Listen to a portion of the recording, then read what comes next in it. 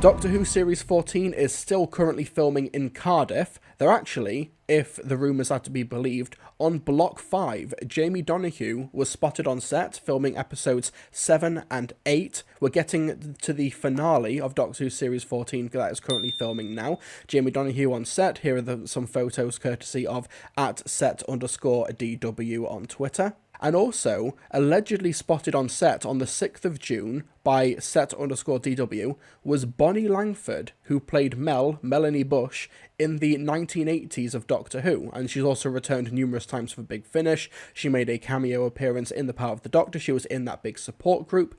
The tweet says, "Pretty sure I've just seen Bonnie Langford on set, about 95% sure. I'm pretty sure they just did a terrible attempt at walking her out the back door. Hopefully I'm not mistaken, but everyone around me agreed as well. Just heard, quote, 'Has Bonnie left?' on crew radio. Think that confirms it nicely." Now that is such a fun rookie mistake. On a big TV production like this, you should be on headsets. You should not be on open comms. Rookie mistake, bad wolf. Anyway, this was on the 6th of June, and less than 24 hours later, the official news story came out. Here's the official Doctor Who website.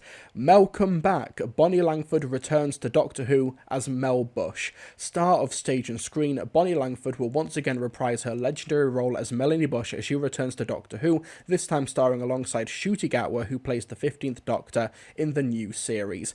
Bonnie first entered the world of Doctor Who in 1986 as the companion to the 6th and 7th Doctors, played by Colin Baker and Sylvester McCoy, before returning in a cameo role in Jodie Whittaker's final episode as the 13th Doctor.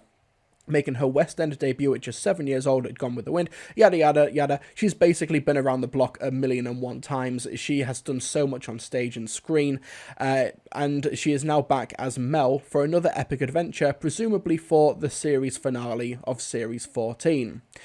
Bonnie Langford said, "I am absolutely thrilled to be bringing Melanie Bush back to be part of the exceptional cast, crew, and production team led by the force of nature that is Russell T Davies. Is a career highlight. I'm so privileged and proud to have been a member of the Doctor Who family since the classic era, and to be included in the new generation is phenomenal." Showrunner Russ T Davies said, "Open those TARDIS doors wide because Bonnie's back. What an honour, delight, and hoot to welcome back the character of Melanie after too long away. And this isn't just a cameo. Bonnie is right in the thick of the action, battling monsters and chaos and cliffhangers right at the Doctor's side, just like the old days." So, crash course on Melanie Bush.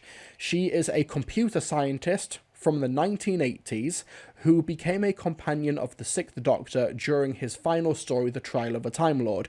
However, her first story was Terror of the Vervoids, which in the Trial of a Time Lord set, they do a Christmas past, Christmas present, Christmas future type of narrative conceit, and Mel was the Christmas future companion, meaning that we were introduced to her as she was an already established companion of the 6th Doctor, and then she joins in the final adventure in the Trial of a Time Lord, and then just starts travelling with the 6th Doctor, meaning on screen, she never got an actual proper introduction.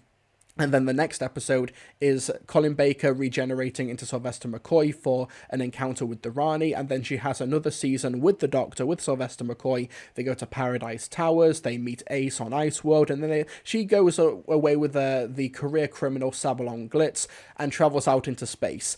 How on earth she got back to Earth for the cameo at the end of The Power of the Doctor has yet to be explained. Who knows? Like, it doesn't necessarily need explaining, but it would be nice. So that's basically a crash course on Mel. She is part of the companion stereotype of not very effective in the plot and a terrific screamer. Famously, she was able to scream to match the pitch of the Doctor Who credits cliffhanger sting, which is what they did in Terror of the Vervoids.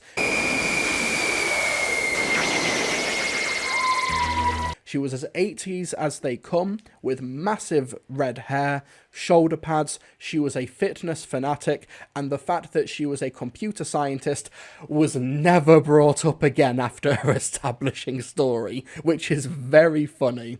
Kind of like how Perry is meant to be like a botany student. That was a companion of the 6th Doctor, for those of you who don't know, and it is never brought up again after she's introduced.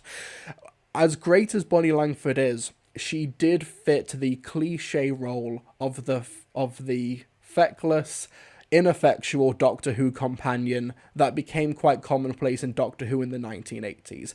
That is not me trying to throw shade at Bonnie Langford. That was just the character. That was just John Nathan Turner's approach to companions, particularly from Perry onwards until you got to Ace. So basically, Perry and Mel, who am I on about? There's not much gap to fill in there. Also, like how Dan is a plasterer. The thing about Dan the plasterer is that was brought up in an interview with BBC Breakfast, I believe, and was never actually an established part on screen. She's got an interesting but short history with the programme in the 1980s, but she's been reprising the role as part of Big Finish for decades now, since almost the very beginning of Big Finish doing Doctor Who audio adventures in 1999 and 2000. She's been doing Big Finish as recently as last week with a new Sixth Doctor adventure, Purity Unleashed, and I'm sure that she's got more adventures in her in the near future. She was also quite recently in The Masked Dancer. Was it The Masked Singer? In 2021, she was the squirrel in The Masked Dancer. Here we go. This was in 2021. I think she won, didn't she? She got to the final, at least. She did really well. Either way, that was the latest big thing that Bonnie Langford did.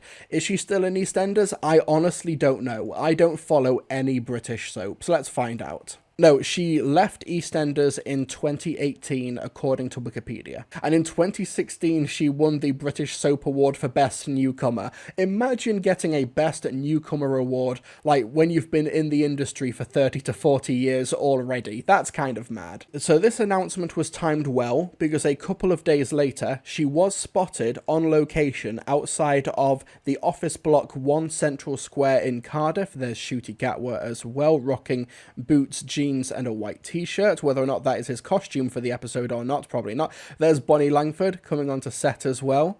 And there we go. This is more like the proper costume. It looks like Ncuti Gatwa for the finale is going to be suited and booted in a proper black leather jacket, almost Eccleston-esque. And Bonnie Langford is in a pretty awesome looking red blazer. You've also got this promotional shot, which appears to be on a helipad, and fans have already drawn the connection of this big helipad set that was built on the back stages of Bad Wolf Studios in Cardiff. Fans have also noticed this weird gadget or gizmo around her arm. Speculation is abound as to just what on earth this is. But yeah, that's the announcement. Welcome back, Bonnie Langford as Melanie Bush. Wonder if they'll mention carrot juice. The main reference, one second, let me bring up the actual script. The last time she saw the Doctor was at the end of Dragonfire, and she promised to send the Seventh Doctor a postcard. She doesn't have an address, but she says that she'll put it in a bottle and throw it into space. It will reach him in time. It does put to rest the idea that the upcoming Russell T Davies 2 era is just going to be a celebration of his previous era of the show, which was a concern, I say concern in quotes, that was bandied around quite a lot, especially during news of the 60th anniversary casting and the plots and stuff like that. But it looks like Russ T Davies is going to be going from the comics to, with Beep the Meep, from his era with Catherine Tate and Bernard Cribbins and David Tennant, and then also from the 80s with Bonnie Langford, and who knows who else could be appearing.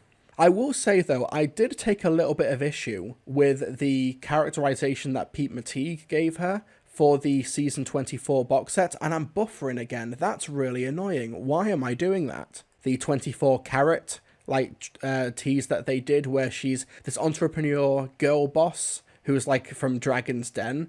I could think of 1,000 more interesting things for Mel to be doing in a post-Doctor world, but whatever, okay. It was still nice to have her reunite with the Seventh Doctor on screen. Doctor? Doctor? Mel! That was nice.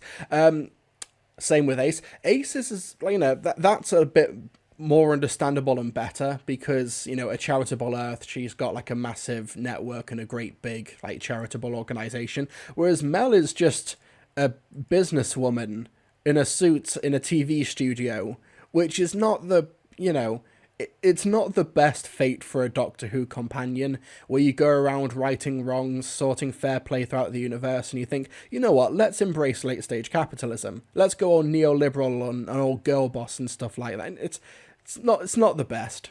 They keep doing that to Seventh Doctor companions. Yeah, so the Seventh Doctor ruins their lives. Girl boss Mel austerity erring for justice. Yeah.